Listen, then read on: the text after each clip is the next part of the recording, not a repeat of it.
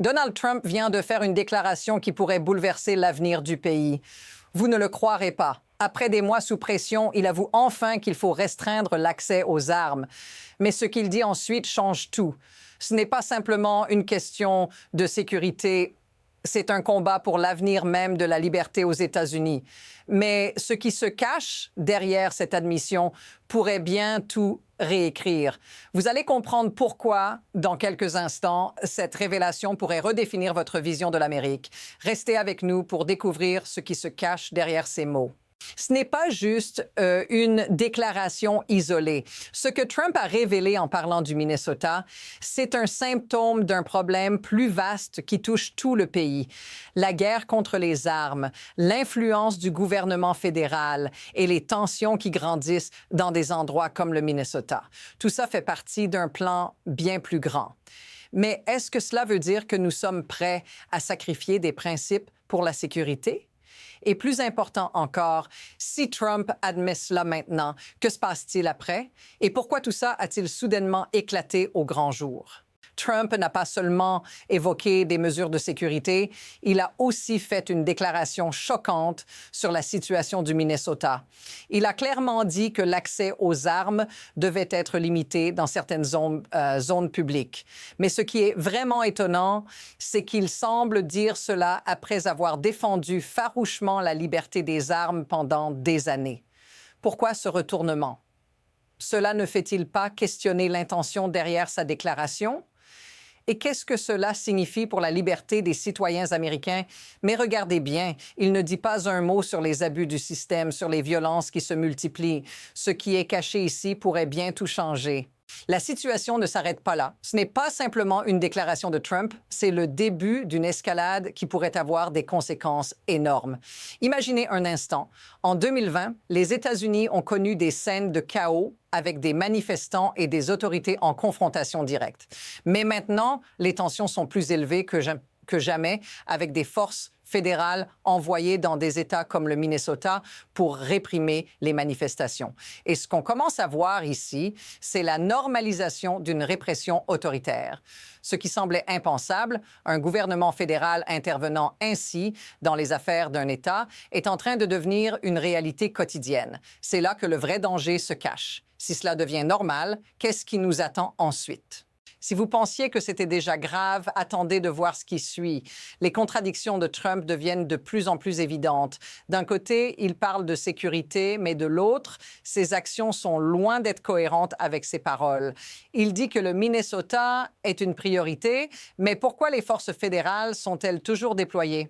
Pourquoi le chaos se poursuit-il malgré ses promesses? Cela semble être une manipulation pure et simple, comme si les mots étaient choisis pour apaiser l'opinion publique sans jamais changer la réalité. Ce décalage entre ses discours et la réalité sur le terrain met en lumière une vérité dérangeante. Ce qui se cache derrière cette façade, c'est une prise de pouvoir qui remet en question nos libertés.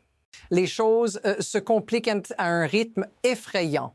D'abord, il y a l'assassinat d'Alex Prey par la police des frontières, puis la réaction chaotique du gouvernement fédéral. Maintenant, un appel de Trump à un changement immédiat dans la gestion de la situation n'a fait qu'aggraver les tensions. Mais ce n'est pas tout. Les agents fédéraux continuent de se déployer dans les rues du Minnesota sans aucune réponse satisfaisante aux demandes des gouverneurs locaux. Entre-temps, des centaines de citoyens se retrouvent pris au piège dans une guerre qu'ils n'ont jamais demandée. Et tout ça en plein milieu de l'hiver glacial. Qu'est-ce qui va se passer si cette spirale continue? Le chaos est en train de s'installer et il n'y a personne pour stopper cette dynamique. Mais derrière tous ces chiffres et ces déclarations, il y a une réalité bien plus sombre, celle des gens ordinaires qui souffrent de ces politiques, des familles brisées, des communautés divisées et des vies dévastées par la violence d'un système qui semble hors de contrôle. Prenez Alex Prey, par exemple, un héros américain tué dans un acte de brutalité dont tout le pays parle. Mais cette histoire n'est qu'une parmi tant d'autres. Les gens du Minnesota ne se contentent pas de subir passivement ces événements. Ce sont eux qui paient le prix ultime de ces décisions politiques. Et si vous vous sentez concerné par ce qui se passe là-bas, dites-le nous dans les commentaires. Leur douleur, leur frustration, tout ça est bien réel. Et vous n'entendrez peut-être pas assez souvent cette voix dans les médias traditionnels. Ce qui se passe à Minnesota n'est pas un simple incident local, c'est un symptôme d'un système bien plus vaste.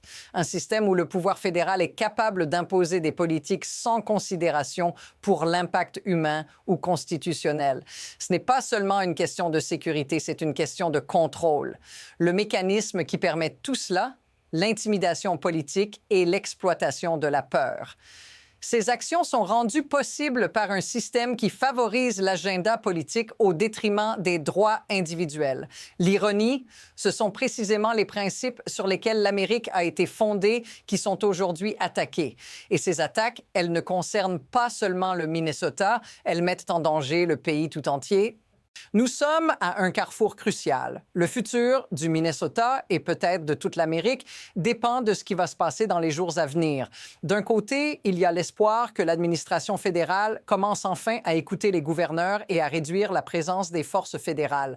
Mais de l'autre, une bataille politique s'intensifie et le contrôle fédéral pourrait encore se renforcer. Deux chemins sont devant nous. Soit la situation s'apaisera et une réforme se mettra en place, soit elle continuera de s'envenimer, entraînant un soutien plus large pour des mesures répressives.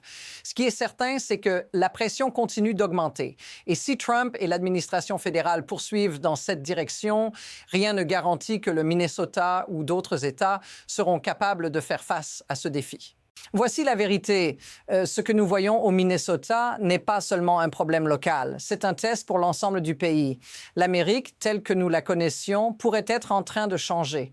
Les principes fondateurs sont sous pression et les actions du gouvernement pourraient redéfinir ce que signifie être un citoyen libre aux États-Unis. Si cette crise peut être résolue, peut-être qu'il y a encore de l'espoir pour le pays.